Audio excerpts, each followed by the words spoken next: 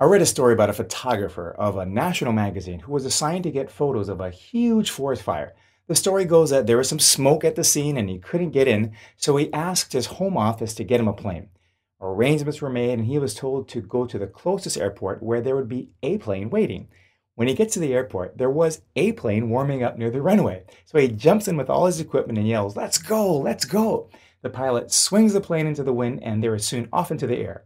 "Fly over the north side of the fire," yelled the photographer, "and make 3 or 4 low-level passes." Why?" asked the pilot. "Well, because I'm going to take pictures," cried the photographer. "I'm a photographer, and photographers take pictures." After a pause, the pilot said, you mean you're not the instructor?" Sorry.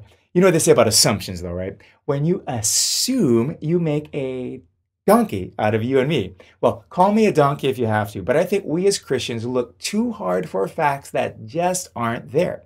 Pascal, or Pascal's wager, tells us that God is or he is not. But to which side shall we incline? Reason can decide nothing here, is what he said.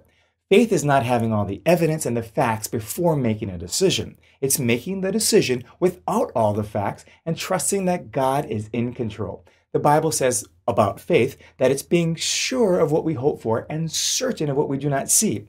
And that sounds more like an assumption than a statement of fact to me, because according to the dictionary, an assumption is a thing that is accepted as true or as certain to happen without proof. There's a principle called Occam's razor that states that the explanation requiring the fewest assumptions is most likely to be correct.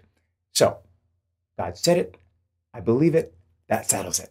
If you read through Hebrews 11 in the Bible, you'll find a whole bunch of verses beginning with by faith. By faith, Noah did this. By faith, Abraham did that.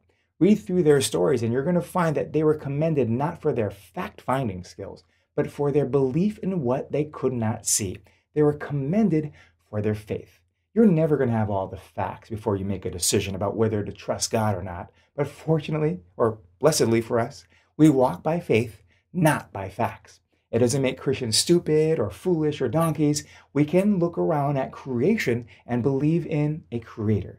We don't have to prove anything. We can confidently say with Paul, "I am not ashamed of the gospel because it's the power of God for the salvation of everyone who believes.